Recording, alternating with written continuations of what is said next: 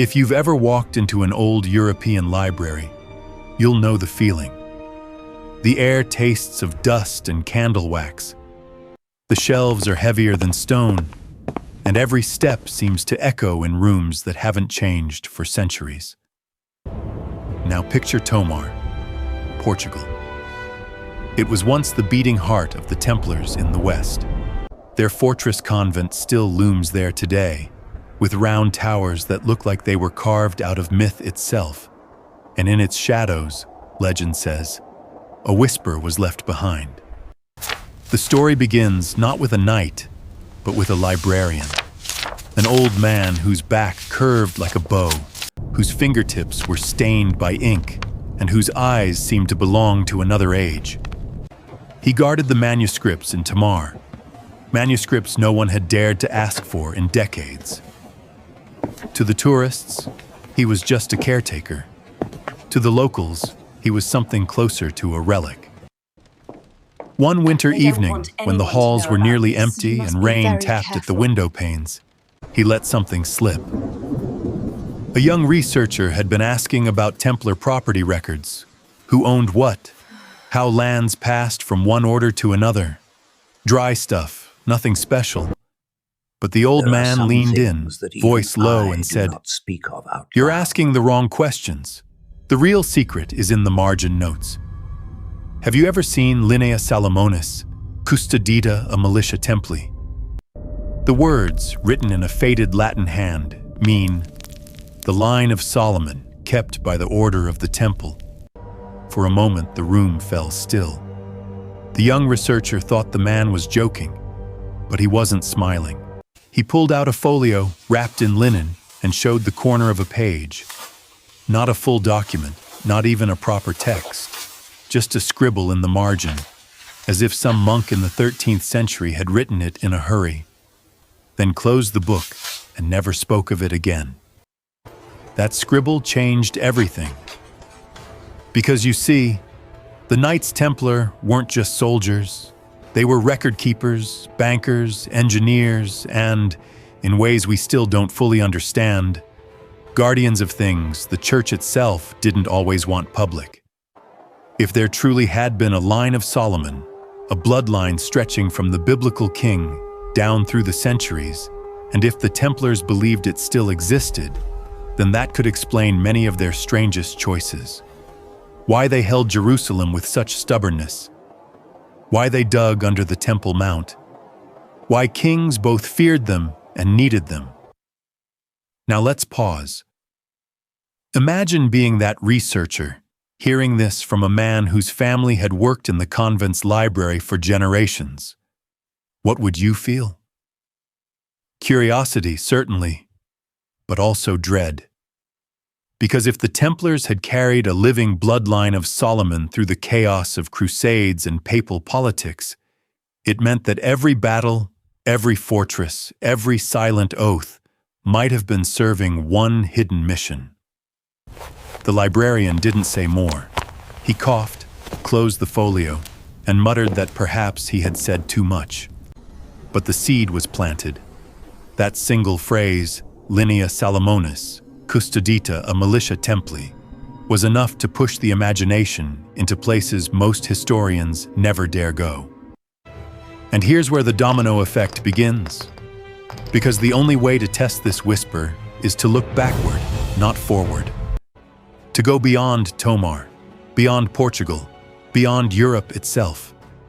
To return to the very soil where the order was born, Jerusalem.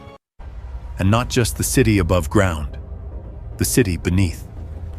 The Templars, after all, were famous not only for what they built, but for what they dug. Beneath the Temple Mount, they tunneled like men obsessed. Officially, they were reinforcing foundations. Unofficially, rumors swirled that they were searching for something.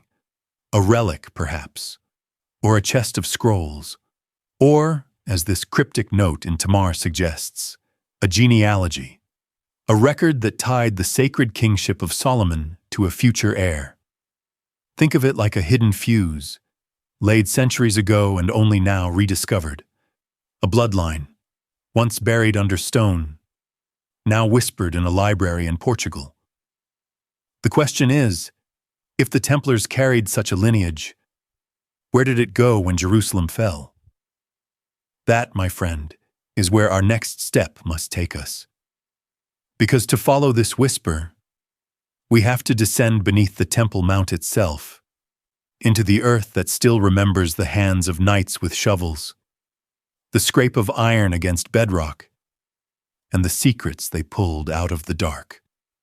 When you hear the name Temple Mount, you probably picture golden domes and stone walls glowing under the Jerusalem sun. But what the Templars saw was different. For them, the mount was not only holy, it was unfinished, like a book with half its pages missing. And they were determined to read what was still buried. The order had been granted quarters right on that sacred plateau. Imagine it. Young knights from France and England, barely able to speak the local tongue, suddenly living in the former stables of Solomon's temple. To the pilgrims they protected, it was a sign of divine favor. To the knights themselves, it was an invitation. Because every night, while the city above was quiet, teams of men worked with picks and shovels, descending beneath arches older than Christendom itself. What were they looking for? Chronicles written centuries later hint at relics. Fragments of the Ark, vessels from the temple, scrolls sealed in copper tubes. But then there are the quieter rumors, whispers that match that strange note we heard in Tamar, a linea Salomonis, a genealogy, not just objects of faith, but records of blood. Now pause for a moment and think, why would warriors spend years digging through stone and dust? These were men trained to fight, not scholars. Yet they endured suffocating tunnels, collapsing ceilings, and the ever-present risk of discovery by rivals. It suggests that what they sought was worth more than gold or swords, something that could anchor the very legitimacy of kings. One legend says that in a chamber carved deep under the mount, they uncovered a chest bound with iron seals. Inside, parchment so fragile it had to be lifted with cloth, and a diadem decorated with serpentine motifs, symbols tied to Solomon's wisdom and kingship. Was it the crown of serpents itself, or merely a copy, a reminder of lineage? We cannot know, but what matters is the effect. From this point on, the Templars acted less like mercenaries and more like men carrying a secret larger than their order. This is why the scribble in Tamar is so haunting. It fits. It's not a random monk's fancy. It echoes the long suspicion that beneath Jerusalem's stones, the knights found proof that Solomon's bloodline did not vanish. That somewhere, in exile, a branch of that tree survived. And here's the twist most people miss. If the Templars really unearthed such a secret, they couldn't keep it in Jerusalem. The city was too unstable, too contested. Armies came and went. Empires rose and fell. To guard a treasure that fragile, whether child or charter, they had to move it. Away from the east, onto the sea, into Europe. Do you see how the dominoes line up? From a whisper in Tamar, back to a scribble in a margin, then to tunnels dug under the holiest site in Christendom.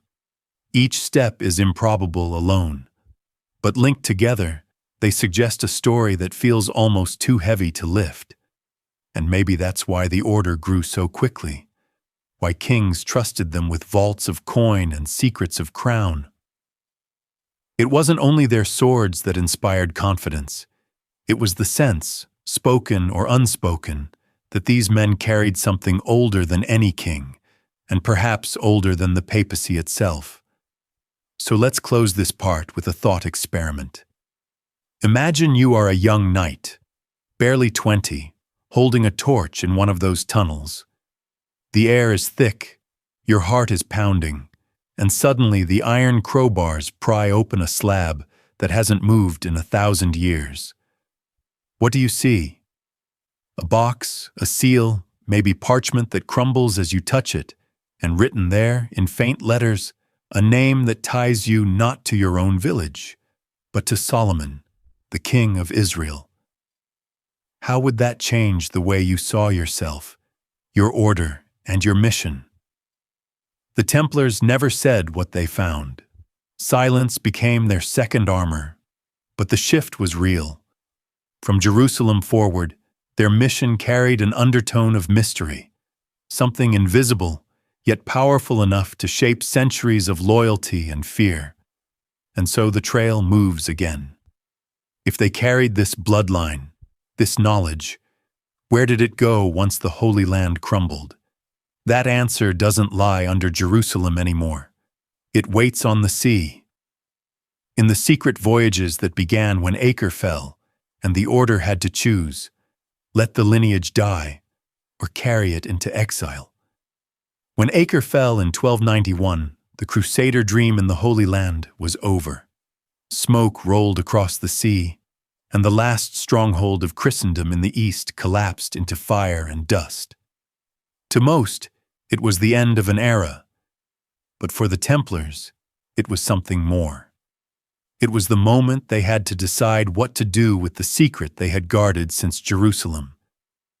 Picture the chaos on the docks of Acre, refugees pushing for ships, priests clutching relics, merchants throwing silver into crates, hoping to escape with their lives. And among that chaos, quiet, deliberate figures in white cloaks with red crosses. The Templars weren't just fleeing, they were loading. Heavy chests bound with iron, sealed against salt air.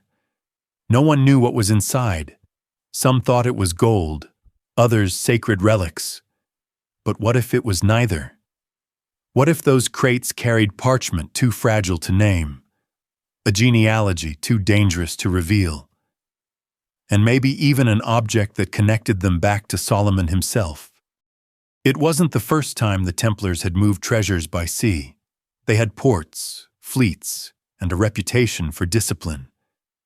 But this time the cargo wasn't just treasure, it was identity. The fate of their order was no longer tied to Jerusalem's walls, but to what they carried in silence across the Mediterranean. Let's pause here. Think about it. If you were a knight who believed you held the bloodline of Solomon in your keeping, would you dare let it fall into Muslim hands? Into rival crusaders' hands? Into anyone's hands but your own? No. You would risk everything to spirit it away.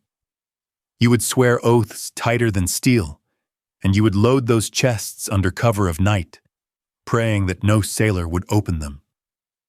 The records we have are sparse, but they're telling.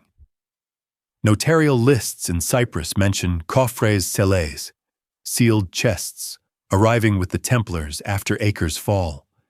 No inventory, no details, just sealed, as if even writing down their contents was forbidden. From here, the story moves like a shadow. The fleet split. Some ships went to Cyprus, others further west, to Portugal. Why? Because Portugal had become a haven. The king there owed his throne to Templar support, and Tomar's fortress was strong, far from Rome's reach.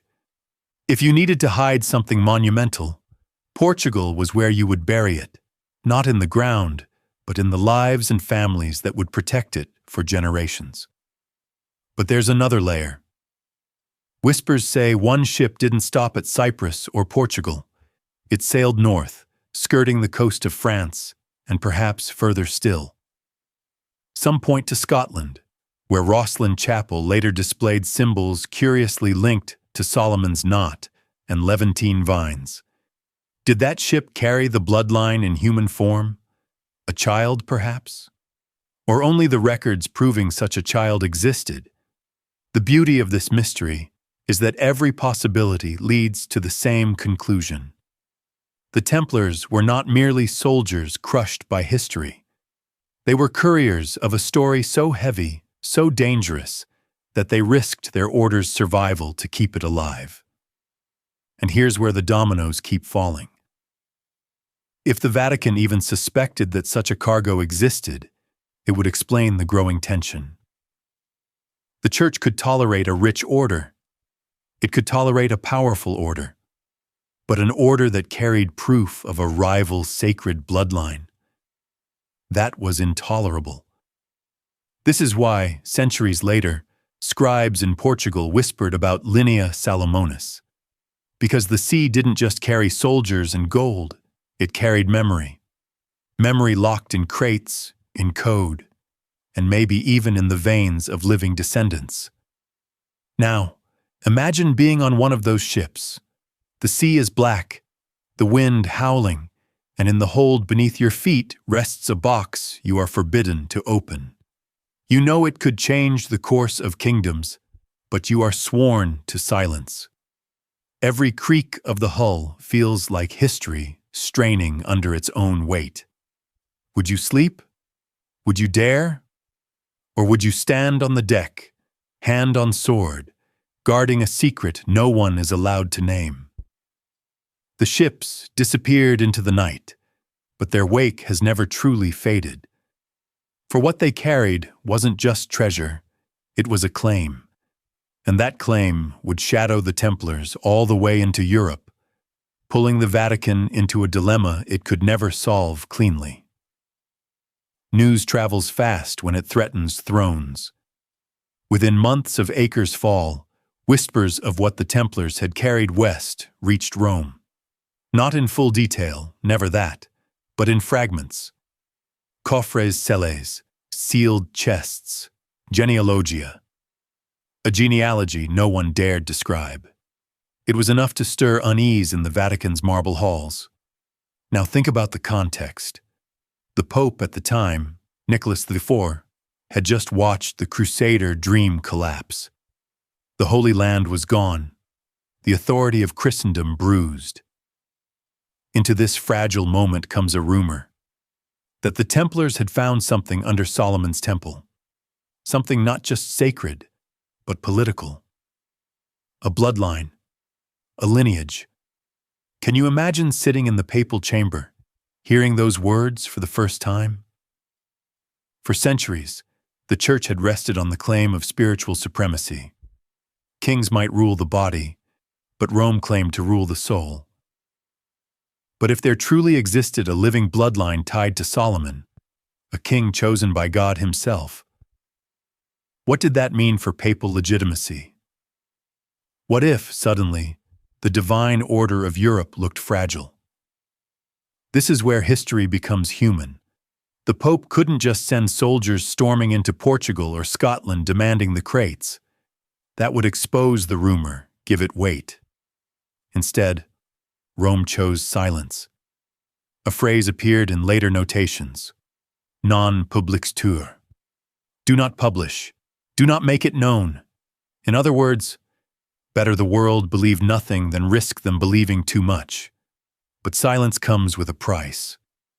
By not acting, the Vatican left the Templars in control. And the Templars were masters at guarding secrets. They built fortresses, ran networks across Europe, and spoke in codes no outsider could penetrate. Rome had wealth, but the Templars had discipline. Rome had crowns, but the Templars had conviction. Picture the scene. In the Vatican archives, cardinals bend over parchment, debating. Some argue that the rumor must be false, too dangerous to even entertain. Others insist that if it's true, they cannot allow a rival claim to God's order to exist unchecked. Yet in the end, the decision is paralysis. They write nothing. They issue no public decree. The dilemma is frozen into silence. But here's the irony. By refusing to speak, the Vatican only deepened the mystery. Silence doesn't erase suspicion, it fuels it. And as the years passed, more and more subtle signs suggested that the Templars weren't just hoarding gold, they were protecting flesh and blood. We must ask, why would an order of warrior monks risk everything for mere documents? Why not hide them in a crypt, burn them, or hand them to the church. Unless those documents pointed to something alive, something that needed guardians. A child, perhaps, a line of descendants, flesh that couldn't be destroyed without sin. So Rome's dilemma was this: if the Templars had indeed found proof of Solomon's living line, what could the Pope do? Acknowledge it? That would weaken papal authority. Deny it? That risked proof surfacing one day. Attack the Templars openly? That could scatter the secret into hands Rome couldn't control. And so the Vatican did the only thing it knew. It watched. Quietly, carefully. Spies were dispatched, reports collected. Notes survive of notitia privata, private notices, where scribes recorded rumors without ever giving them sanction, almost like the Church wanted to remember, but never confess. Imagine for a moment the unease of a pope walking past frescoes of biblical kings, while carrying in his mind the possibility that one of their heirs still lived, guarded by warrior monks who obeyed no throne but their own conscience. Would you sleep well at night? Or would every shadow in the basilica feel heavier than stone? The Vatican's silence, of course, didn't end the story. It only handed the weight of the secret back to the Templars. And from here, the question became, how do you protect a bloodline from kings, popes, and time itself? That question leads directly into the next chapter. For if the Templars truly carried Solomon's lineage out of Jerusalem, they could not keep it locked in crates forever. Bloodlines are not scrolls. They grow, they breathe, and they need to be hidden in plain sight. There's a moment in almost every legend when paper turns into flesh. Up until now, what we've spoken of could have been documents, scrolls sealed in crates, parchments buried under stones. But whispers began to circulate of something far more dangerous than ink: a child. Some chronicles, never official, always whispered, speak of a boy carried under guard, moved not as a prisoner but as a treasure. His name erased, replaced with a saint's. His origin known only to a circle of Templar knights sworn on blood and steel never to betray him. Why a child? Because documents can burn, seals can be broken. But a living heir, if such a thing existed, could not be erased without the whole world watching. That, in a way, is the Templar genius. If what they carried out of Jerusalem was not just a genealogy but a living link to Solomon, then protecting him was more than duty. It was survival for him, and perhaps for the order itself. Imagine the scene: a coastal fortress in Cyprus, a storm beating against the walls. In a candlelit chamber, a small child sleeps, guarded by knights who whisper prayers in Latin. Outside, the wind howls, but inside, the air is heavy with oaths. Each knight knows what failure would mean. Not just the loss of a boy, but the collapse of a dream that reached back to Solomon's temple itself. It is easy, perhaps, to dismiss this as pure story. And yet, strange traces linger. In the archives of Tomar, Portugal, there are records of Templar guardianship payments, amounts far higher than the upkeep of an orphan. In Scotland, names appear suddenly in parish rolls, children adopted into families of minor nobility with no clear parentage. Could these be coincidences? Certainly. But taken together, they paint a picture of quiet, careful placement. This child, whether one or many, is at the heart of the Templar mythos, not because we can prove his existence, but because his possibility explains so much. Why the Templars became targets of suspicion. Why the Vatican's silence grew heavier. Why, when Philip IV of France moved to destroy the order, he pressed so hard, so suddenly, as if afraid that if he waited even a year longer, the bloodline might slip beyond his reach. Let's pause here and think. If you were a Templar commander entrusted with this child, how would you hide him?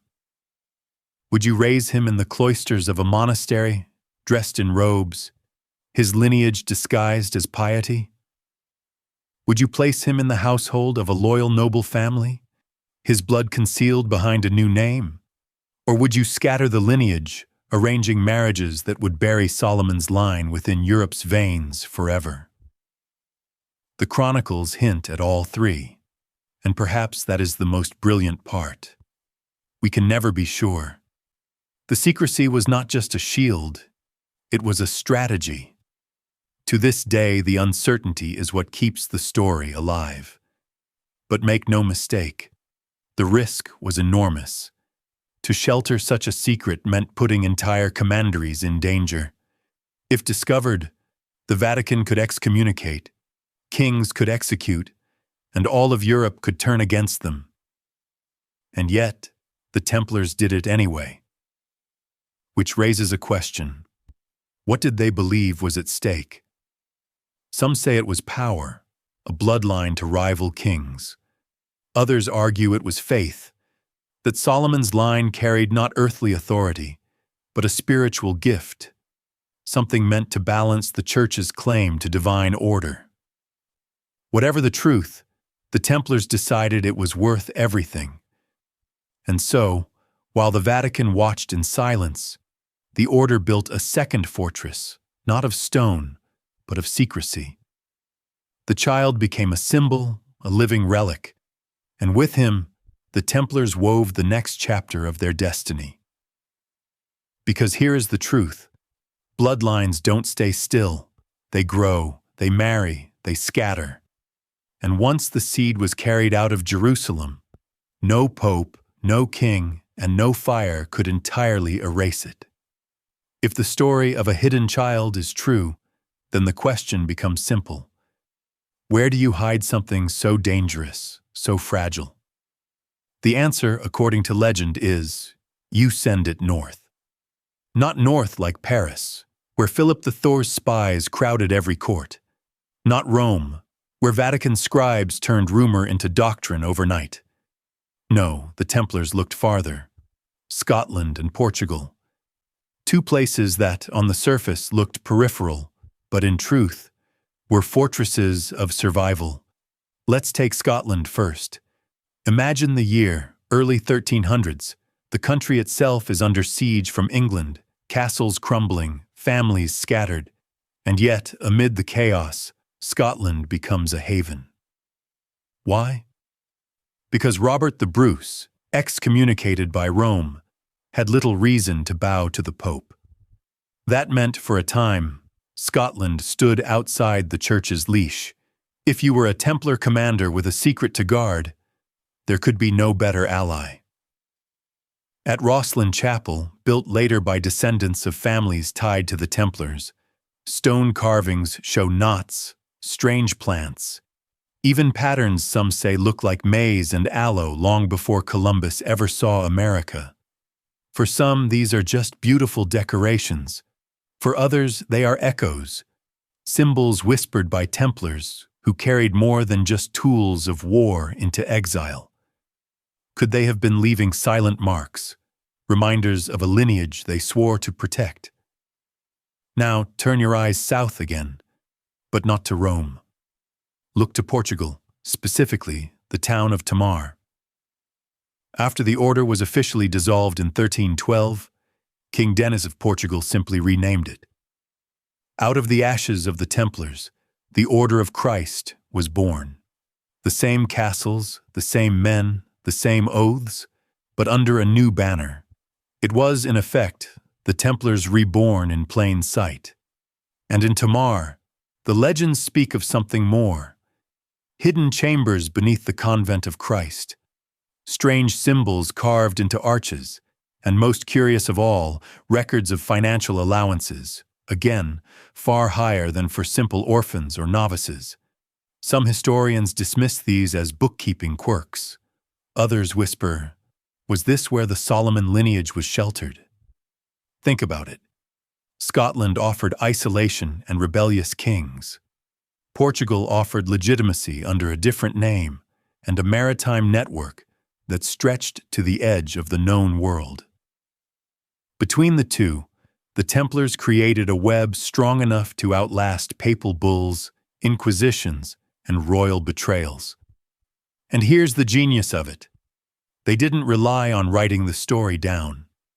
They carved it in stone, sang it in hymns, wove it into marriage alliances, and carried it across seas. By splitting the lineage, some say into 2, maybe 3 branches, they made sure that even if one fell, another might endure. Picture this. In Scotland, a boy raised under the protection of families loyal to Robert the Bruce. He learns the language, the customs, but carries within him a memory whispered by his guardians. In Portugal, another child grows among the commanderies of Tomar, taught to pray, to ride, to keep silent. Neither knows of the other, yet both are bound by blood to a story older than the Church itself. And what of the Vatican? They watched. They always watched. Not to erase, at least not openly, but to record. In hidden notations, in locked drawers, the phrase repeats, Linea Salomonis custodita. The line of Solomon, preserved. This dual refuge, Scotland and Portugal, is why the story refuses to die. Because no one ever found the lineage, and maybe that was the point. It wasn't hidden in a vault, waiting to be discovered. It was hidden in plain sight, in faces, in families, in traditions scattered across Europe's edges. And so, the story shifts. From Jerusalem's stones to Scotland's mist and Portugal's sunlit convents, the bloodline of Solomon, if it existed, was no longer a secret in one place. It was a seed scattered across the north. Every story so far has taken us through stone, sea, and secrecy. But now we step into the marble halls of Rome, where whispers turn into weapons. Imagine the Vatican in the early 1300s, echoing corridors, the smell of incense heavy in the air, parchment stacked high on every scribe's desk. At first glance, it was the safest place in Christendom. But behind those walls, fear was thicker than prayer. Word had already reached the papal court, not in loud proclamations, but in coded reports, sealed letters smuggled by writers. The Templars were moving something beyond gold, beyond relics, a lineage, a living thread that traced all the way back, so the report said, to Solomon himself. Now put yourself in the shoes of a pope. On one hand, this could be dismissed as nonsense, the kind of tale soldiers invent to make themselves sound holier. But on the other hand, what if it were true? If even a whisper of Solomon's bloodline lived on, what did that mean for the Church's authority? After all, the papacy claimed divine succession from Peter, the rock of the Church. But Solomon's heir? That was a rival claim, one that could outshine Rome's own legitimacy. And so, the Vatican faced a dilemma. Do they reveal it, embrace it, and risk undermining the very foundation of papal power? Or do they bury it so deep that even their own scribes would forget it? Historical fragments give us hints. In one corner of the Vatican archives, yes, the ones most people never see, there are references to a directive, non publicator. It means simply, do not publish, not deny, not destroy, just silence. If you think about it, that's even more chilling. It suggests the Church knew the rumor was dangerous enough not to spread, but also too delicate to erase completely.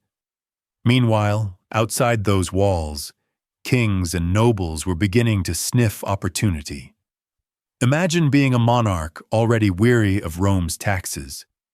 If word spread that there was a bloodline older than the papacy's claim, you could rally your people behind a new symbol. A king touched by Solomon's line, That was propaganda no crusade banner could match. And here's where the Templars became both problem and shield. Problem, because they alone carried the secret, and that made them unpredictable. Shield, because their reputation for loyalty and silence meant even Rome could not easily break them. If the child existed, if the bloodline was real, then it was hidden not in scrolls, but in the lives of those guarded by men who had sworn never to betray. Rome's frustration grows clearer when you trace the records. Papal letters from Clement V hint at brothers who walk in shadows, keeping treasure not fit for daylight. Later chroniclers wrote that the Pope suffered nightmares of secrets carried by mailed men across the sea. Poetic, maybe, but behind the poetry lies a genuine fear. That the Templars had bound themselves to a truth the Vatican could neither control nor erase. And so silence became Rome's weapon. Better to leave the question unanswered than risk the answer lighting a fire across Europe. Better to act as if nothing had been found beneath the Temple Mount. Better to let the Templars play guardians so long as they never spoke aloud what they guarded. But silence comes with a cost. Because when you refuse to name a secret, it grows larger in the shadows. Rumors multiply, whispers become legends, and before long, you've created exactly what you tried to suppress. This was the Church's dilemma. Acknowledge and lose control, or suppress and feed the myth. Either way, the secret lived on. And as one chronicler later remarked, a truth locked away is never truly gone. It is only sharper when uncovered. If Part 1 showed us the dilemma, Part 2 pulls back the curtain on the decision. Rome, for all its grandeur, was never a place of open debate. The papal court ran on silence, nods, and small gestures that carried the weight of armies. In the weeks after those troubling reports of the Templar lineage, the Vatican moved carefully. Publicly, nothing seemed amiss. The Pope issued bulls about taxes, church lands, and crusades, all business as usual. But beneath that surface, secret councils were being summoned at night. A handful of trusted cardinals and scribes were called into chambers where no notes were kept, no witnesses allowed. What they discussed is pieced together from fragments, letters later found in the margins of codices, an oath discovered in the archives of Avignon, and the occasional whisper from chroniclers who dared hint at it. These scraps suggest that the Vatican quietly created a network of watchers, not soldiers, not inquisitors, but men trained to observe, report, and disappear. Think of them as shadows inside the church itself. They weren't to confront the Templars directly. That would have risked a clash Rome wasn't ready for. Instead, their job was to listen, at ports where Templar ships docked, at taverns where their sergeants drank, at monasteries where their chaplains confessed. If even a hint of Solomon's heir slipped, Rome wanted to know before anyone else. One chilling line survives in a 1311 memorandum. Custodiant non aurum sed sanguinem. Guard not gold, but blood. It's as if the Vatican had understood that the Templars' real treasure wasn't their silver chests or their castles. It was the fragile thread of a living lineage. Meanwhile, the Templars themselves felt the change in the air. Their commanders wrote about unusual visitors at their preceptories, clerics with too many questions, strangers who lingered near their archives, merchants suddenly curious about their trade routes. It wasn't open hostility, but it was pressure, a kind of tightening noose. And here lies the paradox. Rome depended on the Templars. Their ships carried pilgrims. Their coffers stabilized kingdoms. Their knights defended the faith on battlefields. To destroy them outright in 1310 would have been political suicide. Yet Rome also feared them more than ever. The order's silence was unshakable, and silence makes fertile ground for legends. So the Vatican chose the slow game: spy, infiltrate, sow doubt. If you've ever wondered how betrayal crept into the order, how brothers began to mistrust each other, it often traces back to this period. Small seeds planted by Rome, carried by whispers. Why does your commander keep records no one else can see? Why does that child eat apart from the others? What lies beneath your chapel floor? It's subtle, but devastating. Because once doubt takes root, loyalty cracks. And when loyalty cracks, betrayal isn't far behind. One story, half legend, half history, tells of a Templar in Italy who broke under this pressure. Questioned by a papal envoy, he supposedly confessed, "There is a child, and his name is not the name you know him by." The record stops there. No name is given, no location revealed, but the echo of those words carried. Enough to make Rome lean closer, enough to make the Templars tighten their guard further still. Looking back, this was the beginning of the end. The Vatican hadn't yet moved to arrest the order, but it had already decided. The Templars could no longer be trusted fully. Their silence was too dangerous, their loyalty too absolute to themselves. And in that silence, the legend of Solomon's bloodline grew. Not because anyone shouted it from the rooftops, but because both sides, Templar and Vatican, acted as though it were true. The Templars protected something invisible. The Vatican hunted something it couldn't prove. And for ordinary people watching from the outside, that was all the proof they needed. If both giants feared the same whisper, then the whisper must have carried fire. By now the tension had settled like smoke inside the order. From the outside, the Templars still looked strong. Knights in white cloaks drilling in their courtyards, ships gliding into port, treasurers counting coins beneath flickering torches. But inside, cracks widened. It began small.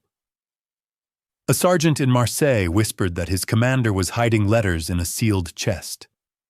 A brother in Limoges claimed another had met with a papal envoy and stayed too long in private.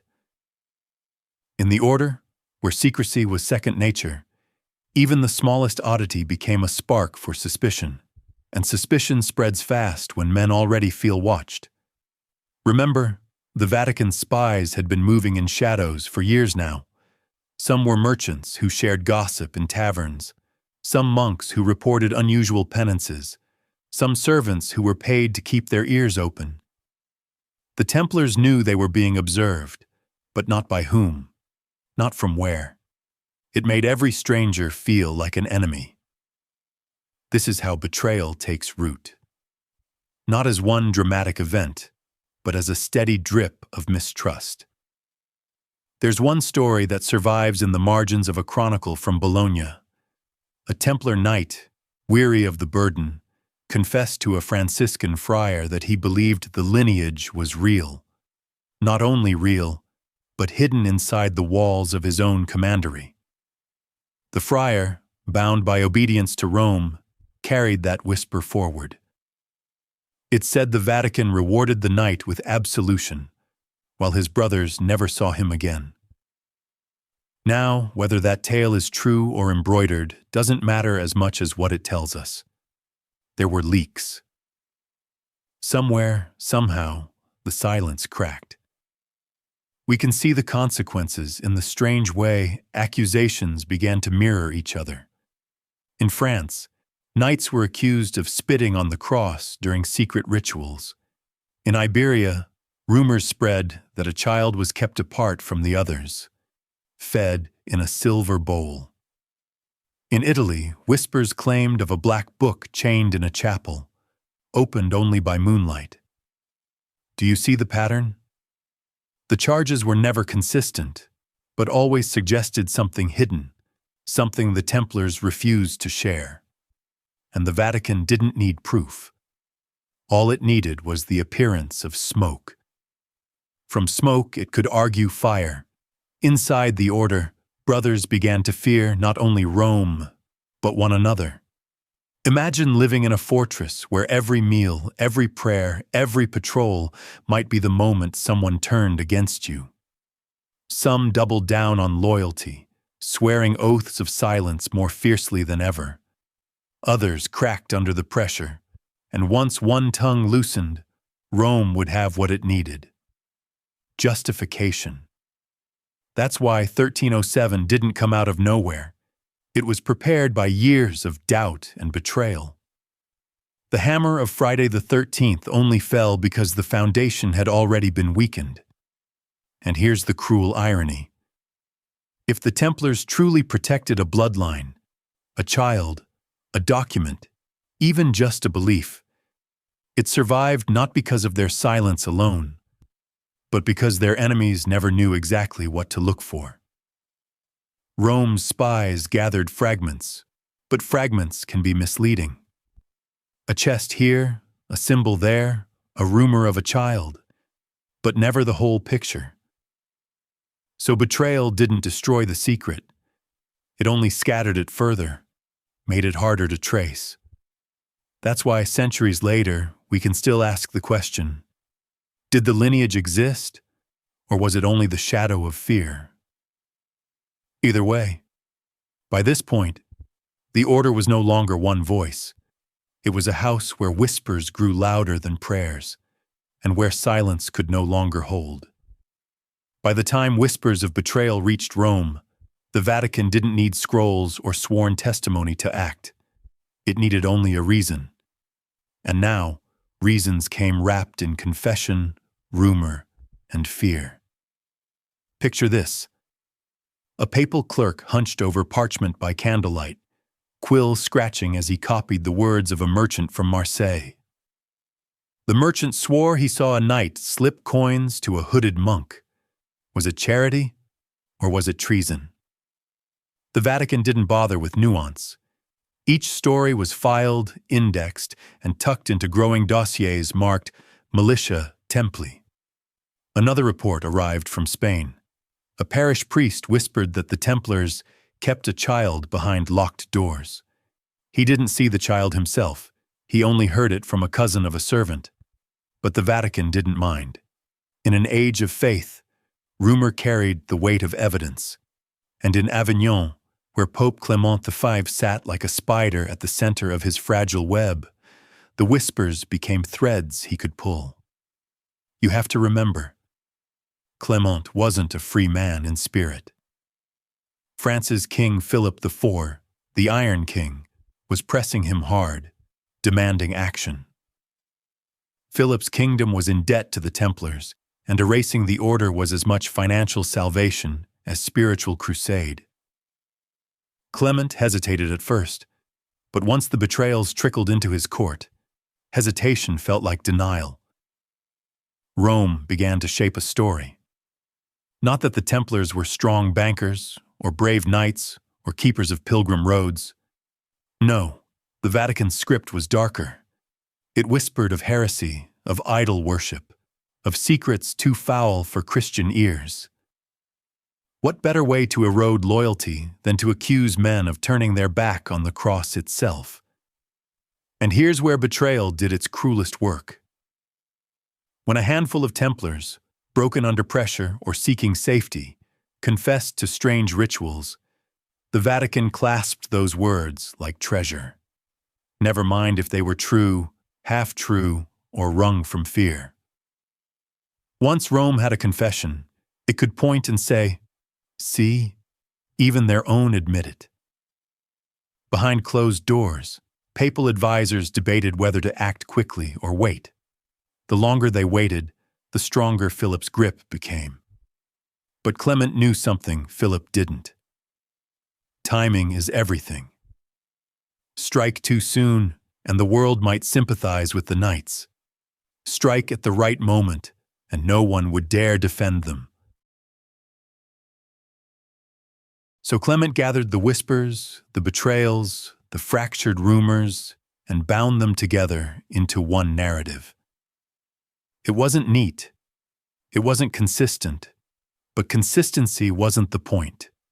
Fear was, fear that the Templars guarded not Christendom, but something older, stranger, something that could unseat the very authority of the Church. In a sense, the Vatican didn't just listen to betrayal, it amplified it. Each whisper became an echo, and each echo a shadow on the order's name.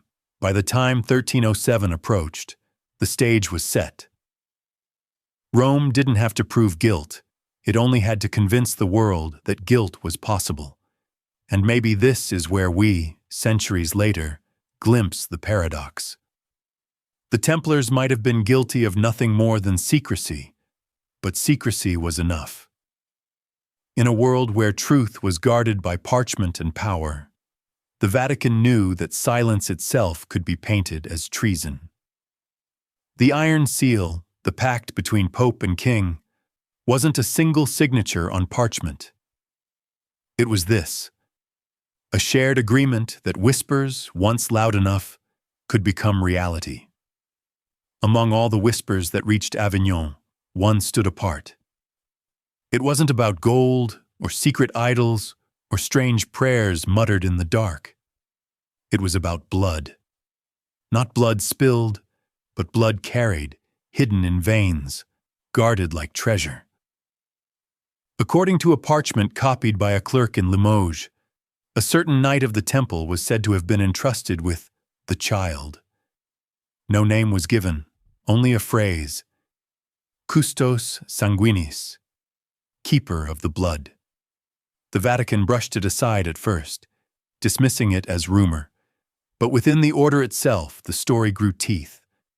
Imagine a fortress at the edge of the Pyrenees, its walls thick with moss, its halls echoing with the clatter of armor. In one chamber, bare save for a crucifix and a wooden chest, stood a cradle. No banners, no crown, nothing to suggest royalty. And yet the knights who rotated watch over that cradle bowed their heads as though guarding relics of the saints. Who was the child?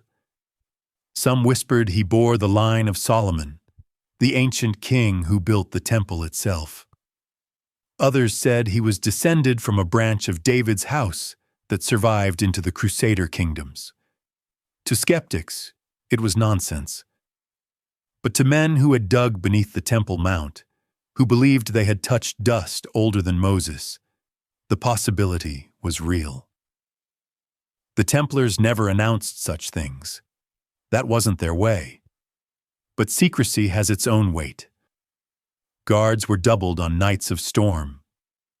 Letters between commanders included strange phrases like, "The flame must not be extinguished," or "The seed must be watered far from Rome." If you or I had walked those halls, we might have mistaken the child for a foundling, one of many orphans the order cared for. And yet, there was something different. No one spoke his birth name.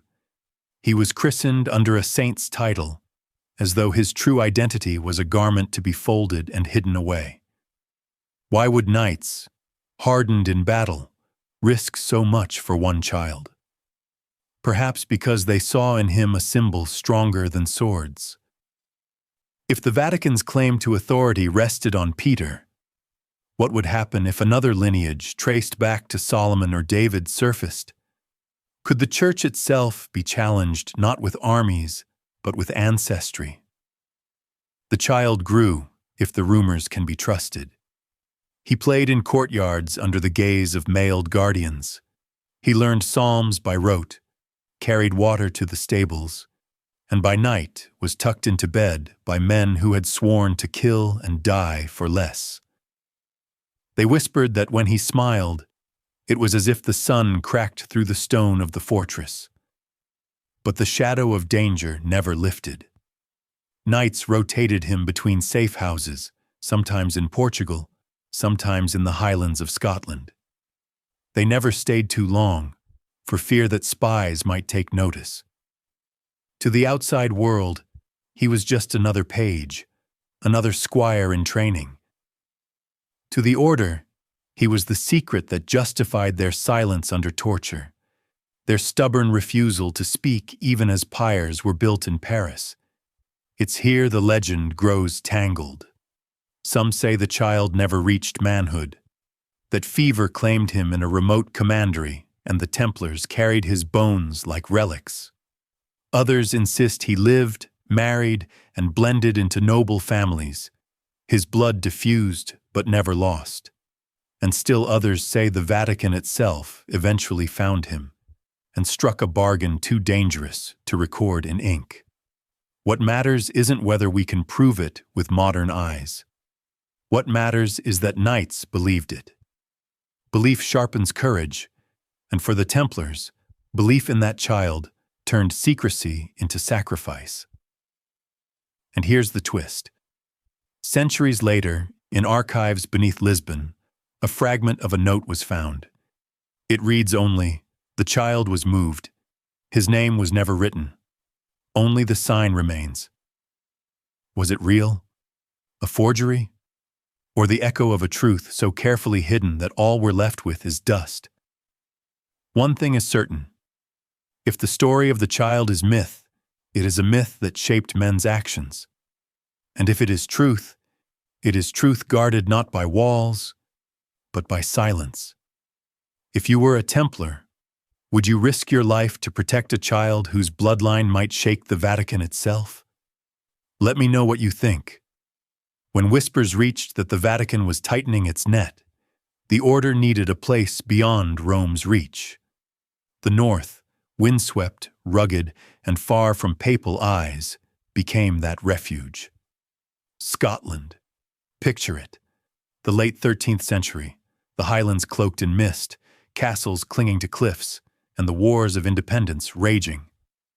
To most, it was a land too chaotic to hide anything precious. But for the Templars, chaos was cover. And in chaos, secrets survive. The chronicles say a small group of knights landed at Aberdeen under the guise of traders. Their ship carried barrels of salt, hides, and wool. But beneath the cargo, hidden in a watertight chest, was something far more fragile than gold. An heir. A boy barely 10, wrapped in coarse wool, eyes sharp as if he already knew the weight of the silence that surrounded him. Locals never knew. To them, these foreign knights were just another band of mercenaries passing through. But in the valley near Rosslyn, stonecutters were ordered to carve patterns not asked for in any charter. Interwoven knots, stars, and, most striking of all, a symbol that mirrored the seal of Solomon. You can still see it today, half worn but stubborn against time, etched into the cold gray stone. Why here? Why Scotland? Because in Scotland, loyalty was bought not with papal bulls, but with shared enemies. The English crown loomed over the Scots like a storm, and any ally willing to bring money, ships, or men was welcomed. A secret child, tucked into a clan's protection, could be disguised as kin. No one would dare pry too deeply while war drums thundered. Imagine a smoky hall, rough-hewn beams blackened by years of fire. The boy sits among foster brothers, drinking thin broth, listening as men speak of battles and betrayals. No crown rests on his head. No title is whispered in public. But on winter nights, when the winds shriek through the hills, a knight bends low and murmurs psalms in his ear, reminding him that he is more than just another child. He carries a name too dangerous to speak aloud. The Scots, practical people, likely didn't care much for bloodlines from Jerusalem. What mattered was survival. Yet, in quiet ways, they became unwitting guardians of something far larger. Their churches began displaying curious iconography. Stars of David tucked into arches, serpents coiling beneath altars, suns and moons locked together. Art historians call them flourishes.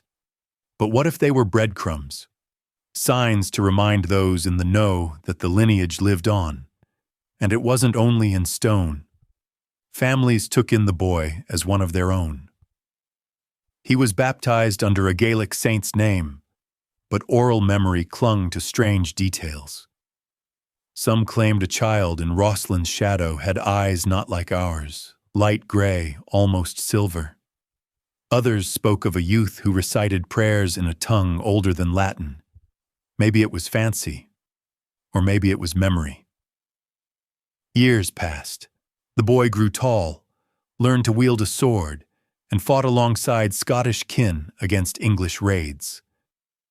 To the world, he was just another young man of the North.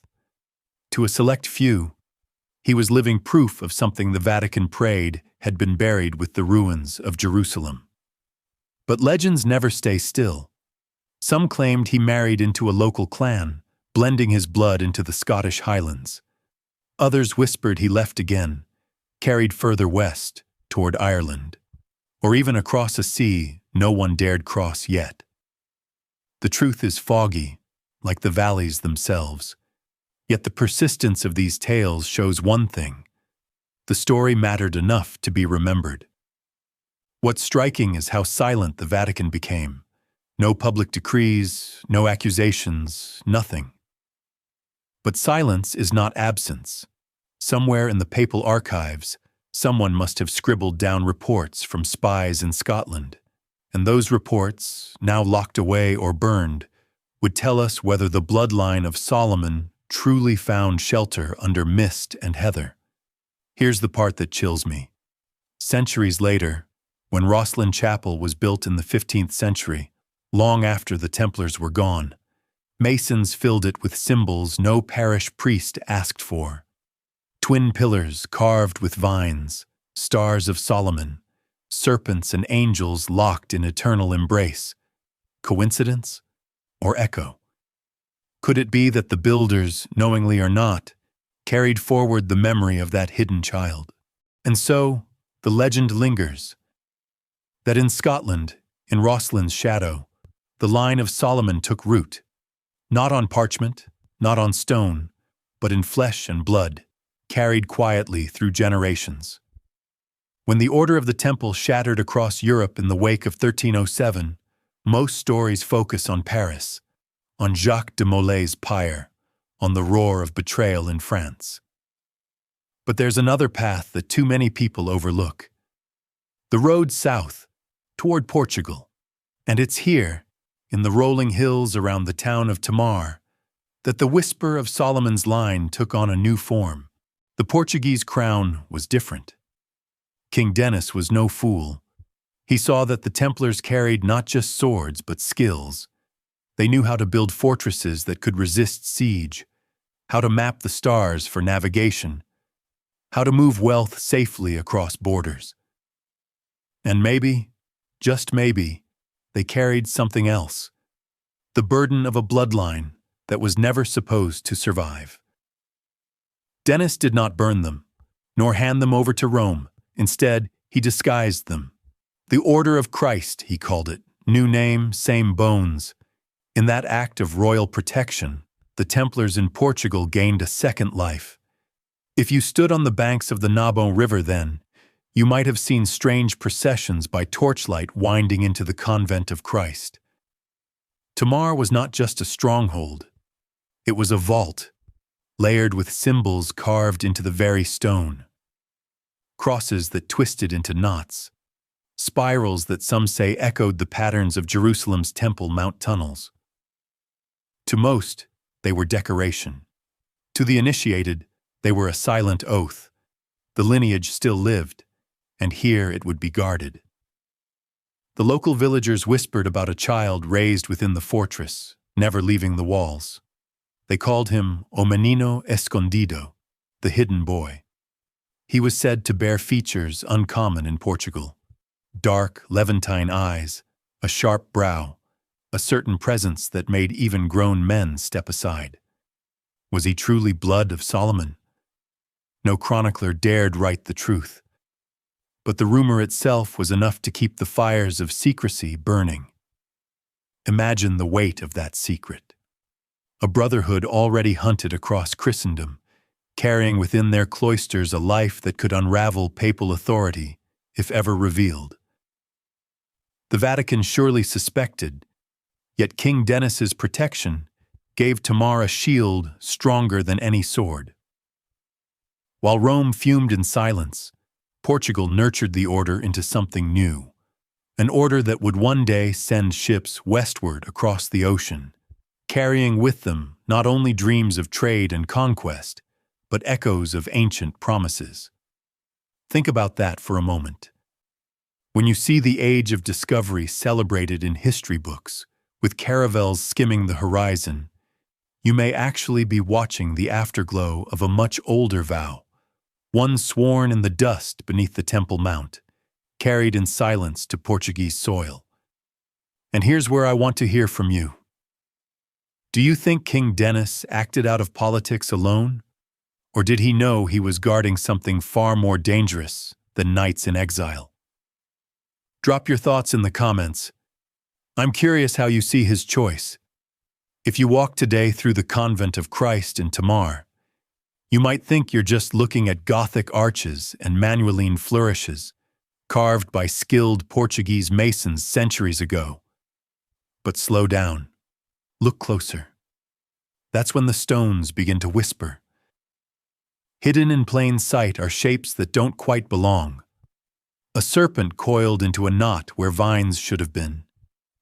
7-petaled rosettes carved into door frames where no flower grows. A cross with arms bent ever so slightly, forming a pattern more like the interlocking loops of Solomon's knot than the rigid geometry of Latin design. These weren't accidents. They were messages. The Templars had learned that parchment could be burned, witnesses tortured into silence, but stone endures. In the heart of Tomar, the Order of Christ carried their secret forward not through books, but through symbols.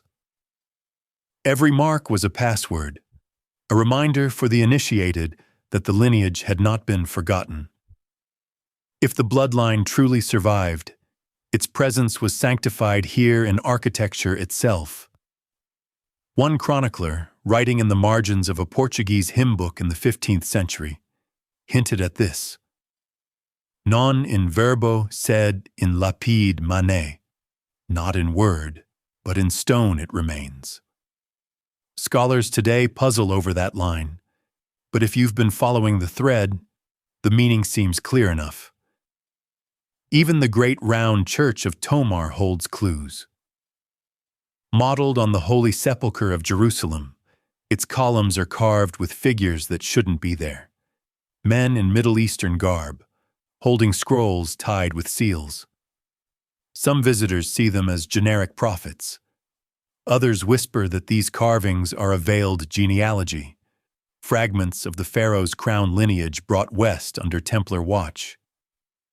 Imagine being a knight kneeling there in prayer. You're surrounded not just by stone and light, but by a coded reminder. Our vow continues. Our burden is alive. That's not religion as ritual. That's religion as conspiracy of memory. And if you doubt that these carvings had meaning, think of this. In later centuries, when the Portuguese crown sent navigators across the oceans, they carried banners marked not only with the Red Cross, but with knots, spirals, and stars, echoes of the same patterns carved into Tomar's walls. Was it chance? Or was it the bloodline, encoded once more, leaving its shadow on sails that crossed into the New World? Here's the strange part. Local folklore insists that the masons who carved Tomar never worked from drawings. They said they dreamed the patterns after nights of silence inside the chapel, as if the stones themselves spoke of something that wanted to be remembered. So I'll ask you, if you saw these symbols today, would you take them as just decoration? Or would you hear them as messages from a brotherhood trying to keep a secret alive? Travel far north, beyond the soft fields of Portugal, and you reach a land of mist and stone where stories cling tighter than ivy. Scotland, wild, wind-scoured, and often hostile to Rome's authority. If Portugal was the southern harbor of Templar survival, then Scotland was its northern fortress. And if Tamar held secrets carved in arches and spirals, Rosslyn Chapel would become the crown jewel of hidden memory. Rosslyn wasn't built by the Templars themselves. It rose in the mid-15th century, long after the order had been broken on paper. But here's the key. Scotland had never fully carried out the Pope's decree to destroy them. Too far, too rebellious, too independent. Many knights who fled France after 1307 found shelter under Scottish lords. Some joined the wars of independence. Others vanished into the mist. But whispers say they carried with them something weightier than swords. Fragments of lineage, guardianship of a secret bloodline. Walk inside Rosslyn, and you feel it. The stone is alive with imagery, much of it baffling. There's the apprentice pillar, coiled with spirals like vines that never grew in Scotland, more at home in the Mediterranean or even further east. There are patterns of knots, again, that looping motif echoing Solomon's knot, etched with obsessive precision. And strangest of all, some carvings look like maize and aloe plants, which scholars say couldn't have been known in Europe until Columbus. Yet here they are, in Scotland, decades earlier. Why? One theory is simple. The Masons were dreamers, but another is more daring. Some claim the Templars, or their heirs, had crossed the Atlantic long before Columbus and brought back traces of another world. And what if that voyage wasn't just about trade or curiosity? What if it was about carrying a bloodline beyond Rome's reach, to lands where papal decrees could never touch it? The chapel feels like a book written in stone, one meant only for those who knew the code. On one column, you find angels cradling something not quite a chalice, not quite a child. Some believe it's a veiled image of a bloodline itself, the vessel of life, guarded by wings. On another, you see 7 shields carved with crosses, perhaps the 7 guardians of a secret that had to be divided. Here's where the stories knot together. Local legend tells of a vault beneath Rosslyn, sealed tight and never opened. Some say it holds treasure, gold, relics, the Ark of the Covenant itself. But others suggest something far less material, a genealogical record, or even remains of those who carried Solomon's line. The vault is there. Ground-penetrating radar has confirmed it. But no one has been allowed to break the seal. Imagine that. A silence as heavy as the stones themselves. If Tomar's message was not in word, but in stone, it remains. Rosslyn's whisper might be not above, but below. The truth, if there is one, could be sleeping in that chamber beneath our feet. So we now have 2 branches, Portugal weaving symbols into stone and sails, and Scotland, hiding its message in a chapel that feels less like a church and more like a coded diary of an entire brotherhood. 2 ends of the map, 2 shadows of the same vow. And both point back to the same unspoken truth, that the bloodline of Solomon, real or imagined, was not erased, but carefully disguised. When a secret is too heavy for words, it finds its way into symbols. That's what the Templars seem to understand better than anyone. Paper burns, testimony can be twisted, but stone, glass, and paint, those could whisper across centuries, waiting for the right eyes to notice. After their fall, the brothers of the temple scattered. Some took vows under new names, others lived as ordinary knights. Yet the vow to protect what they carried, whether treasure, truth, or bloodline, did not scatter. Instead, it learned how to hide. And the hiding place was not always a vault or a chest. Sometimes it was a cathedral window, or a carved lintel, or even a Madonna's face. Let's begin with the Black Madonnas. Found across Europe from Spain to Poland, they puzzle historians. Why dark skin? Why that particular expression, half solemn, half knowing? Devotees say it is simply tradition, an echo of ancient iconography. But some scholars whisper something else, that the dark-faced Madonna was a symbol for an ancient lineage, a mother who carried blood older than Rome itself. To the faithful, she was Mary.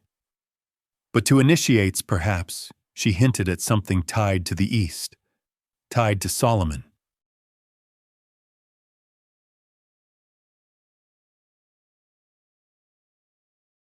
Then there is the symbol of the knot.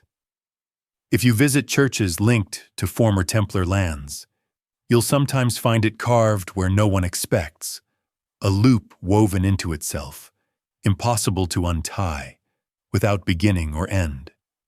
It's called the Solomon's knot, and in antiquity, it represented eternity, unity, and hidden strength.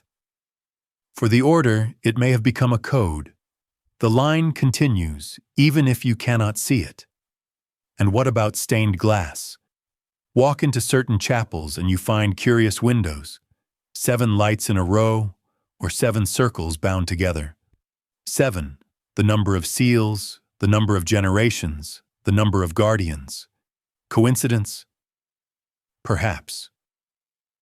But 7 appears again and again in Templar-linked sites, as if someone wanted to leave a trail for those who knew the language. What fascinates me is how subtle all of this was. No proclamation, no banners, no manifestos, only whispers etched in stone and color. To the ordinary pilgrim, a Madonna was a Madonna. A knot was just decoration. 7 lights just an aesthetic choice. But to those who carried the memory of the Linea Salomonis, the supposed bloodline of Solomon, these were signposts. Gentle reminders that even if Rome silenced their words, the vow was not broken. And here's something else to think about. Imagine you're one of them, a knight who's watched his brothers dragged in chains, burned at the stake, erased from history. You cannot write the truth. You cannot speak it aloud, but you can carve it on a column. You can design a window that hints at what you swore to protect. That way, the silence becomes a language of its own. This is the beauty of the Templars' survival, not only in flesh, but in symbols. And it also sets the stage for the next question. If a lineage was meant to survive, symbols alone weren't enough.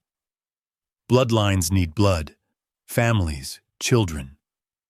Which leads us to the quiet marriages and disguised unions that shaped next. Not every symbol was grand or carved into cathedral walls. Some were small, almost invisible, hidden in the daily lives of people who had no idea they were carrying a piece of a vow made centuries earlier. That's the brilliance of the Templar silence. It wasn't only in the churches, it was in kitchens, names, songs, even the food that sat on a family table.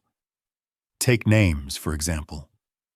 Across Europe, families quietly recycled certain middle names generation after generation. Matthias, Elias, Miriam. They sound ordinary enough, but historians notice their clusters often appeared in places tied to Templar refugees, Scotland, Portugal, southern France. Could it be coincidence? Maybe. Or maybe these names were subtle nods to an ancestry no one dared write down, but everyone inside the circle remembered. Then there's the food. It might sound strange, but even flavors can carry memory. In villages around Tomar in Portugal, dishes use spices that shouldn't have been common. Cinnamon, saffron, touches of Levantine cooking. You could pass it off as simple trade, except it stayed, generation after generation, long after the Templars supposedly vanished. Imagine a knight bringing home a taste of the East, teaching it to his household, and over time it becomes a local tradition. To neighbors, it's just cooking. But to insiders, it's a quiet reminder of roots in Jerusalem. Architecture tells similar stories. Simple crosses carved upside down on barn beams, or curious double window frames in rural homes. Shapes that match symbols once traced in Templar commanderies. When asked, families shrug. It's just decoration. But decoration has a way of outlasting decrees, and silence often needs a disguise. Even lullabies sometimes carried echoes. Folklorists recorded strange songs in parts of Portugal and Scotland, verses about a king in the East, about a temple that fell, about keeping a secret safe until the stars return. Children sang them, mothers rocked them to sleep, never suspecting they might be singing an echo of vows whispered under the Temple Mount centuries earlier. What amazes me most is how ordinary these things seem. If you didn't know, you'd pass by without a second thought. But when you connect them, a picture emerges. A culture of quiet, a survival tactic. When the Vatican silenced the order, the knights didn't fight back with proclamations. They melted into life itself. And that's the lesson. They didn't need to shout. They just needed to endure. And by hiding their memory in things too simple to suspect, they gave it a chance to live. The question, of course, is this. If symbols and daily codes kept the story alive, what about the bloodline itself? A lineage cannot survive on symbols alone. It must pass from one generation to the next. And so we step toward the most delicate and controversial part of the story. Marriages arranged in secret, unions designed to hide something precious in plain sight. By now, the Templars had mastered the art of silence. But symbols and songs could only carry a story so far. If there truly was a living bloodline, a descendant tied, however faintly, to the ancient kings of Jerusalem, then survival required something far more practical. The careful weaving of that blood into Europe itself. This wasn't about grand weddings in cathedrals, quite the opposite. The unions were quiet, deliberate, sometimes even odd to outsiders. A knight who left no children suddenly adopted a foundling. A widow of unusual heritage married into a small, noble line far from Rome's watchful eye. A girl with Levantine features, dark hair, olive skin, appeared in the records of a Scottish clan, with no explanation of her origins. Historians call these anomalous marriages. Alone, they don't prove anything. But seen together, they trace curious patterns. In Tomar, Portugal, we find family names that echo Hebrew or Aramaic roots hidden under Latinized forms. In Scotland, middle names persist that seem to have little connection to local tradition, yet appear in households tied to former Templar lands. Coincidence? Or coded strategy? Think of it as a game of smoke and mirrors. The Vatican might erase documents, but it could not erase children. And children, once grown, could blend into families who would never suspect the deeper reason they had been chosen. Over generations, the lineage would become diluted, nearly impossible to trace, but not gone. It lived inside the fabric of Europe itself, so ordinary that no inquisitor would ever think to look there. There are hints, even today, in the persistence of family symbols. Some coats of arms in Portugal show knots that resemble the seal of Solomon. Some Scottish families carried stories of ancestors from the East, though no ship logs or legal records confirm it. Oral memory can distort, but it rarely survives without a spark of truth. And here's the striking thing. Secrecy didn't mean shame. To those inside the circle, protecting the lineage wasn't just a burden, it was an act of faith. They weren't preserving a name for glory. They were preserving it so the story of Jerusalem would never truly die. Even in a small cottage with nothing but bread, salt, and a quiet prayer, that story could live on. It raises a question for us. What would you hide if you believed the world wasn't ready to accept it? Would you trust paper, knowing it could burn? Or would you trust people, knowing that blood runs silent but stubborn across centuries? That choice, to trust flesh and family rather than parchment, is what carried the Lineage Salomonis forward. And yet, this secrecy had a cost. Because even as the Templars buried their legacy inside families, another power was watching. Rome had its own eyes, its own ways of tracking whispers. And so, just as the lineage sank deeper into disguise, the Vatican began its quiet role, not to destroy it, but to observe it. The watchers in Rome were already making their notes. If the Templars had mastered silence, the Vatican had perfected memory. For centuries, the papal court maintained archives that reached deeper than any royal library in Europe. Parchments filled with decrees, diplomatic letters, confessions, each one meticulously catalogued, never destroyed, always waiting. In those vaults, whispers became ink, and ink became permanence. When rumors reached Rome that a Lineage Salomonis had been hidden among families in Portugal and Scotland, the Vatican did not thunder from the pulpit. There were no public condemnations. Instead, there were notes, quiet, private annotations written in the margins of ledgers, what the Curia called notitia privata. These weren't official pronouncements. They were reminders for future popes. Something is here. It exists. Do not expose it. One of these notes, attributed to a scribe in the mid-14th century, read simply, "The lineage survives, but it is not to be revealed. Custody is in the Lord's hands." Nothing more. No names, no genealogies, no places, just a confirmation that someone, somewhere, was keeping the flame alive. It is tempting to see this as hypocrisy, that Rome wanted to suppress the Templars, while secretly acknowledging their secret. But the truth may be subtler. The Vatican was often pragmatic. To deny the lineage outright could be dangerous if it ever surfaced with proof. To embrace it would risk undermining papal authority. So instead, Rome chose a third path, to observe quietly, neither crushing nor blessing, like a referee who refuses to end the game but keeps watching the field. Some historians argue this was a form of control. By holding the knowledge in secret, the papacy could prevent rival factions from exploiting it. Others suggest it was superstition. Better to acknowledge a whisper than to pretend it didn't exist, for fear of divine reprisal. And here's where it gets interesting. Some of the families later associated with unusual marriages or Eastern bloodlines found themselves under discreet Vatican patronage. A son might receive a scholarship to study in Rome. A daughter might enter a convent unusually well-funded. Was this coincidence?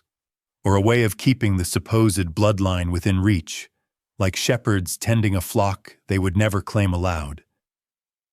Even in the Renaissance, when new worlds were being mapped and humanism reshaped Europe, these small marginalia continued.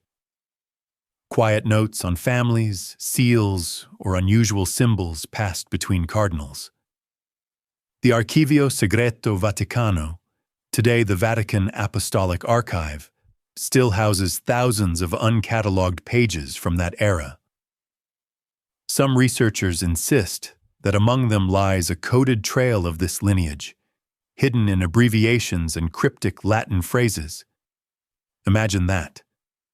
The Templars disguised the bloodline in marriages, while the Vatican disguised its knowledge of it in footnotes. A mirror game of silence, two powers acknowledging the same story without ever speaking its name aloud. And that brings us to the natural question.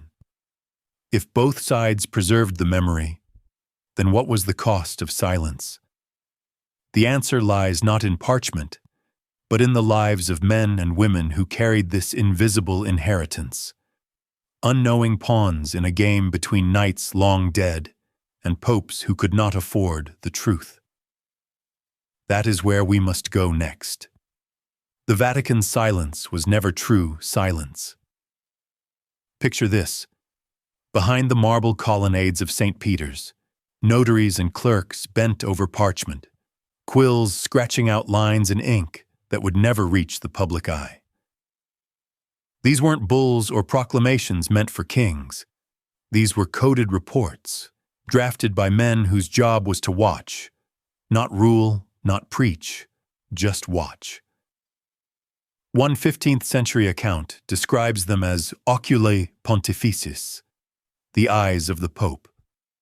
They blended into merchant caravans, lingered in harbor taverns, and listened to whispers at noble banquets.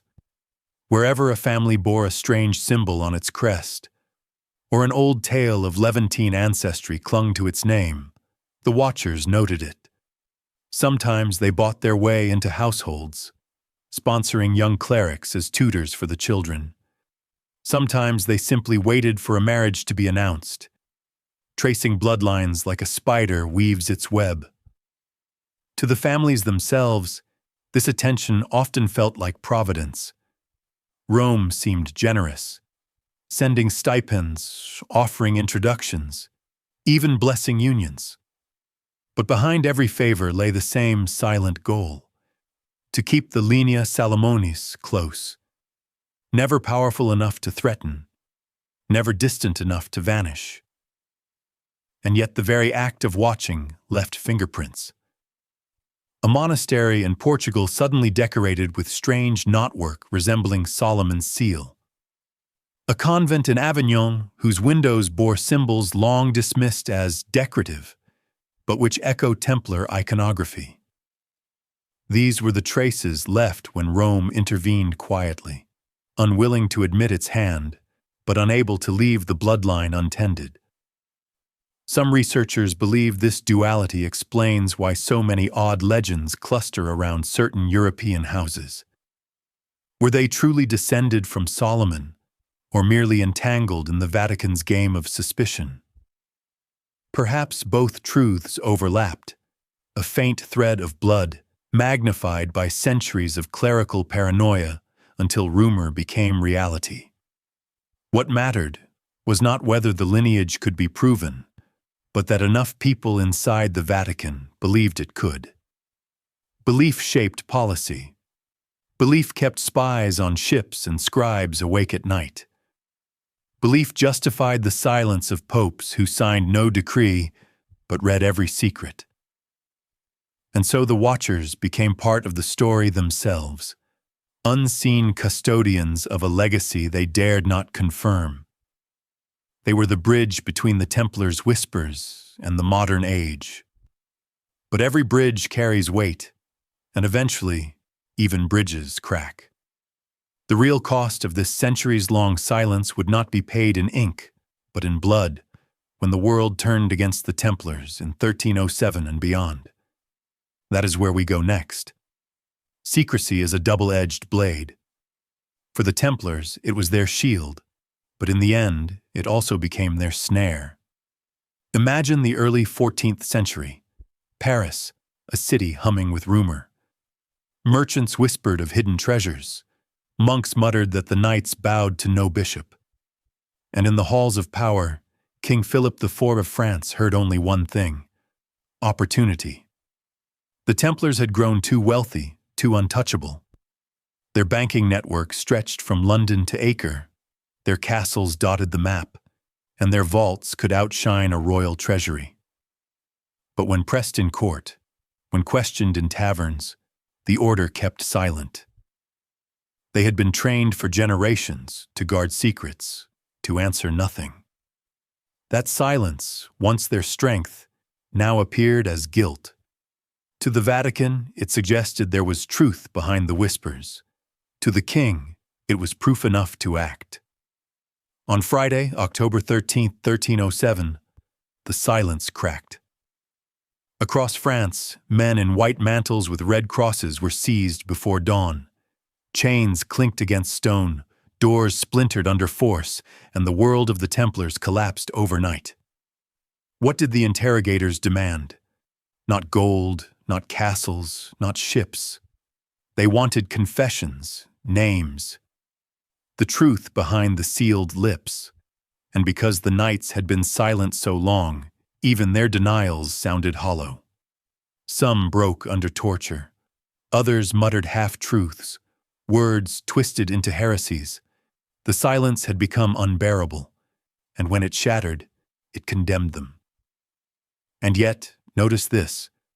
Through all the accusations of idols, of blasphemies, of strange rites, never once did a single knight confess the true secret that the Watchers feared: the lineage. Not in Paris, not in Avignon, not on the pyres that licked the sky when Jacques de Molay himself was burned alive in 1314. Their silence on that point held. It was costly. It meant the order's death, the dispersal of its wealth, the ruin of its name. But in some twisted way, that cost proved the vow still stood. The bloodline, if it existed, had not been betrayed. The Vatican's watchers took note. Their reports grew thinner, their handwriting more cautious, but the thread did not break. It passed underground, into Portugal, into Scotland, into rumor and symbol. Silence had destroyed the order, but it had also preserved the one thing they had sworn to keep. And that, perhaps, was the cruel irony. Their voices were taken by fire, but their vow still whispered across centuries. If a story survives long enough, it stops shouting and starts showing up in small, stubborn ways. That's where we are now, past bonfires and bulls, past kings and captains. Listening for the little signals that a vow once made has not quite died. Start in Tamar, because so much does. In a side room off the Convent of Christ, whitewashed walls, a fan ticking quietly overhead, a local historian keeps a drawer of oddities, copied baptism entries, sketches of house marks, photographs of lintels no tourist ever notices. None of it proves anything on its own. Together it feels like a soft pulse. There's a 17th century family Bible with a name repeated every second generation: Elias. Not a Portuguese favorite, but it appears like clockwork. Elias, then João, then Elias again. On the marriage page, someone penciled a tiny figure 8, the old Solomon's knot, almost invisible unless the light hits it just right. Decoration, a registrar once wrote in the margin. Maybe. Or maybe memory. Out in the countryside near Tomar, an old farmhouse keeps a peculiar relief over the door. 2 interlocked squares, not quite a Star of David, not quite a merchant's mark. In the kitchen, the family still bakes a sweet bread flavored with mastic and a pinch of saffron on certain days of the year. When asked why, the grandmother smiles. Because my grandmother did. Trade can explain the spices, tradition explains the insistence. But something in the way they say it, the careful way the recipe is never written down, suggests the bread is doing more than feeding people. It's feeding a story. Cross the water in your mind to Scotland. In Moray, a stone lintel on a cottage that dates to no one knows when carries 7 circles in a row. The mason's descendants swear it's nothing, just a pattern their father liked. Still, the number keeps showing up. 7 panes in a small chapel window, 7 carved rosettes along a pew end, 7 small steps up to a doorway that could have managed fine with 3. If you're looking for it, 7 is everywhere. If you're not, it's simply pleasant symmetry. Which is exactly how a sign is meant to work when only a few people know it's a sign. Modern tools add their own quiet layer. Genealogy projects, not the splashy kind that claim royal ancestors, but the patient ones that compare notes across parishes, keep turning up an odd thread. Families in Portugal and Scotland with distant, low-level genetic markers that point east of the Mediterranean. It's not a headline, and it certainly isn't a legal brief for Solomon. People move, genes travel. The medieval world was never as closed as we imagine. But when the markers line up with the names, and the names line up with the houses, and the houses line up with the symbols, you start to feel less like you're chasing smoke and more like you're walking a dim path at dusk. You can't see the sun, but you can still see your feet. Even the Black Madonna, that old enigma, keeps quietly working. In a Hilltown devotion, the statue is brought out once a year at night. The candles throw amber on her dark face, the children reach up to touch the hem, and a hymn older than the country winds through the square. Ask the priest, and he'll tell you what he's supposed to. It's about Mary, about sorrow, about consolation. Ask the women who light the first candles, and they'll tell you almost the same thing, with one soft difference. She reminds us where we come from. They don't mean the next village. Every now and then, a more tangible piece surfaces. A signet ring found during a renovation in a northern Portuguese townhouse. Iron worn smooth. The seal a double square with a single dot at the center. The family who owns the house claims no connection to Templars. Their business has always been wool and wine. The ring had fallen behind a loose stone in the cellar. The current owner, a man with a gentle voice and careful hands, turns it over while he talks about his grandfather's insistence on certain saints' days, and how he never left a window unlatched on the night of the eastern wind. Superstition? Certainly. But superstitions learn their steps from older dances. And then there are the letters, the sort no one sends anymore. A priest in the 1920s writing to a cousin in Rome. The child carries the look. We will send him to Lisbon when he is of age. An abbot in the 1880s noting, almost casually, that a young man of unusual character should be encouraged toward the seminary. Nothing scandalous. Nothing that pinpoints a name and declares it sacred. Just nudges, always in the direction of Rome or of education, as if the safest place for a delicate thread is in a hand that knows it's holding one. A skeptic can dismantle every piece of this. Names repeat for ordinary reasons. House marks follow fashion. Spices travel on caravans. Genetic signals blur across centuries until they're little more than a suggestion. And that's fair. This is not a courtroom. It's a listening room. The task isn't to prove beyond doubt. It's to notice without forcing. For me, the most persuasive echo is the shape the story has taken to survive. It does not demand. It does not advertise. It prefers kitchens to courts, lintels to libraries, songs to sermons. That is exactly how a promise behaves when it knows that exposure kills it. If there is a lost heir, he or she is not a person standing on a balcony waiting to be crowned. The heir is a pattern of care, of protection, of chosen forgetfulness, of small lights left on in certain windows generation after generation. And perhaps that's the point. If the Templars ever believed they were protecting a line, they were also protecting a lesson. That some truths don't thrive under trumpets.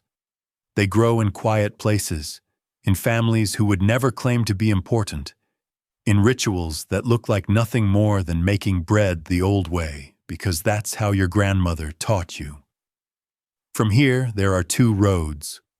One is the hard road of proof, tests, archives, declarations. The other is the gentler road of witness, listening to the people who carry these fragments and asking what it's cost them to carry them. For the sake of the story and the people inside it, We'll take the second road next. The year was 1307, and Paris awoke to the sound of boots on cobblestones. Not the usual clatter of merchants or guards, but something heavier, more deliberate. An army moving before dawn. Philip IV, the king who owed debts he could never repay, had ordered the unthinkable, the arrest of every Templar within his reach. It was Friday, the 13th of October, and the date would forever carry a shadow. Imagine being one of them, roused from your bed, hands bound before you even had the chance to ask why. The king's men carried parchments sealed with a fleur-de-lis, each letter accusing the order of crimes so shocking that the ordinary folk in the streets gasped. Heresy, idolatry, unnatural rites whispered in candlelit halls. For centuries, the Templars had been heroes, protectors of pilgrims, defenders of Christendom. Overnight, they were painted as monsters. Yet here lies the paradox. When Philip's men interrogated the knights, under the brutal methods of medieval truth-finding, the silence was deafening. Some broke under pain, yes, mouthing confessions fed to them, but many others clenched their jaws and said nothing. They knew that words, once spoken, would not only condemn them, but expose what they had sworn never to reveal. What was that silence worth? If the bloodline of Solomon truly lived, hidden under the order's protection, then no amount of rack or flame could be allowed to bring it to light. A lineage so ancient, so dangerous to the Church's claim of authority, could not be betrayed. Better to let bodies burn than secrets slip. And so they held it in, through cracked ribs, through searing irons, through nights chained in damp cells. The Vatican, caught in a trap of its own, did not rush to rescue them. Clement V hesitated, delayed, looked away. Officially, the papacy would dissolve the order a few years later. Unofficially, its silence was as telling as the knight's own. By not speaking, both sides preserved something. The Templars refused to expose the truth. The Vatican refused to confirm it. And here is the chilling beauty. Silence itself became a weapon. No parchment survives that clearly states, "Here lies the heir of Solomon." No testimony names the child. No chronicle admits to the voyage that carried bloodlines from Acre to Portugal.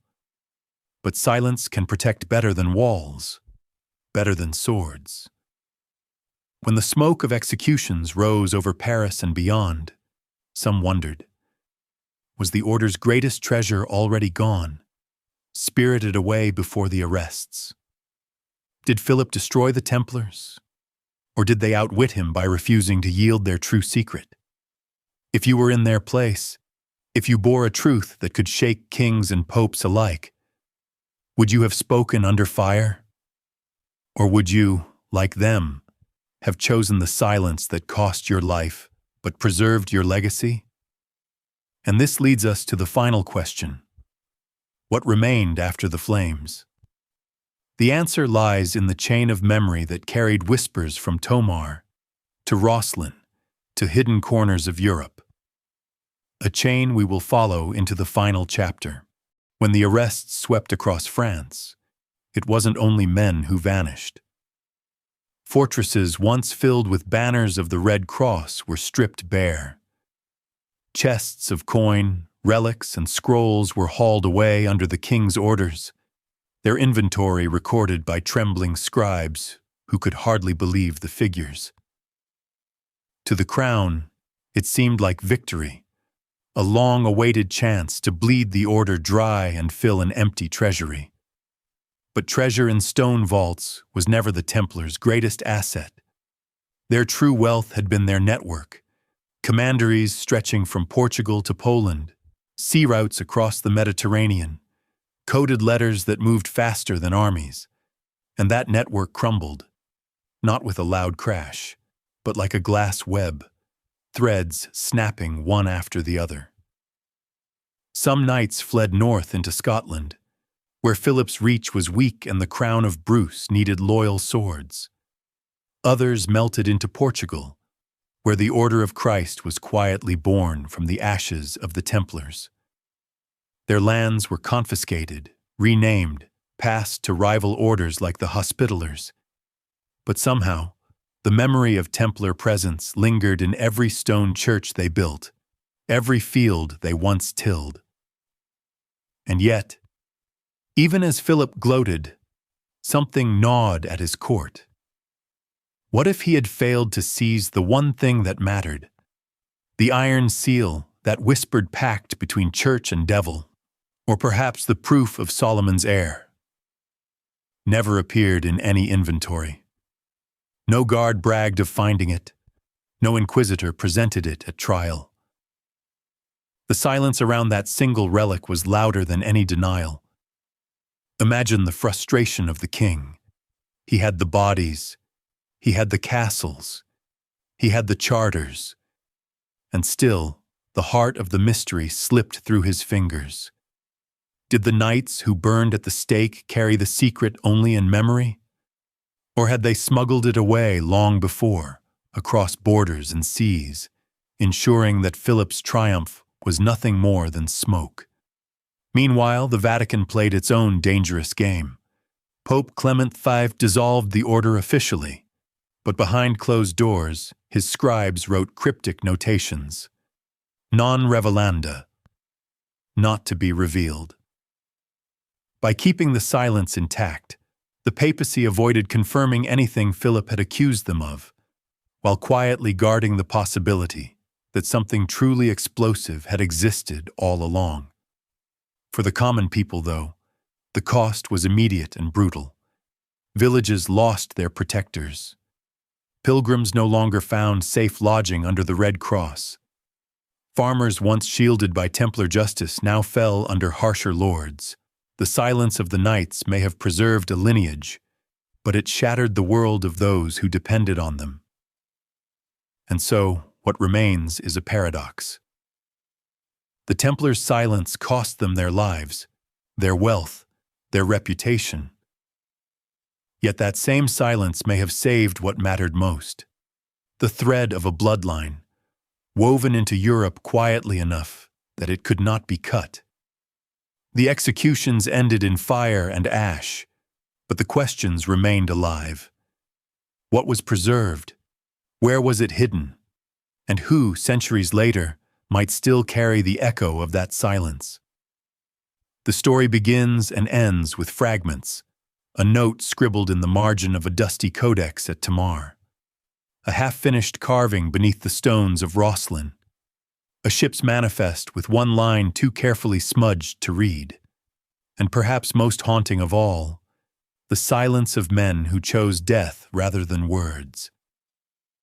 History loves closure, but with the Templars, closure never came.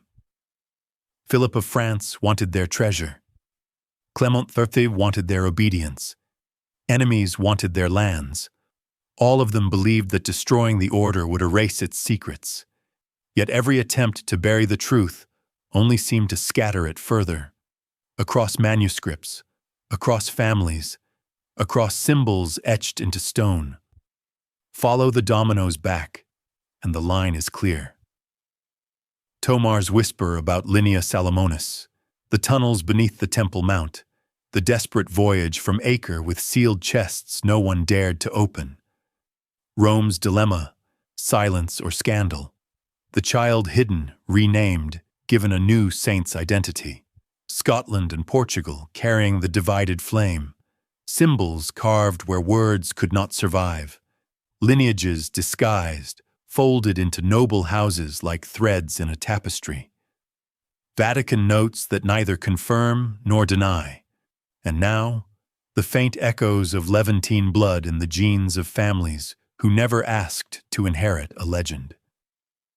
The Templars' greatest achievement was not their castles or their gold. It was the survival of a story so fragile it should have been lost. A story that survived fire, trials, and centuries of silence. Whether the bloodline of Solomon truly endures is almost secondary. What matters is that entire generations believed it could, and belief has power. It moves kings to fear, popes to hide, and ordinary people to wonder. It is why we are here hundreds of years later, still talking about whispers written in the margins of forgotten books. So maybe the real inheritance of the Templars isn't a crown, or a scroll, or even a child. Maybe it's the enduring human hunger to connect with something older, larger, more mysterious than ourselves. That hunger is what gave the story breath then, and what keeps it alive now. Before we close, let me ask you, if such a bloodline truly survived, quietly folded into history, would it change the way you see the world? Would kings, priests, even nations mean something different to you, knowing one thread of blood claimed to run back to Solomon himself? Drop your thoughts in the comments. I love seeing how each of you wrestles with these mysteries. Some of you will believe, others will doubt, but together, we keep the story alive. Because in the end, that's what remains. Not certainty, not proof, but the echo of a brotherhood's silence and our choice to keep listening. And that's where we'll leave it tonight. Not with a final answer carved in stone, but with a question still hanging in the air, just as the Templars left it. If you've stayed with me until now, thank you. It means you carry the same curiosity that's kept these whispers alive for centuries. Do me a favor, drop a quick comment below. Do you think the bloodline of Solomon could really have survived? Or is it simply one of history's most powerful legends? I'd love to hear your take. And if you enjoyed walking through this mystery together, hit like and subscribe. It's free, but it helps me keep digging into the stories that most people overlook. Until next time, rest well, keep wondering, and never stop listening for the echoes in history's silence.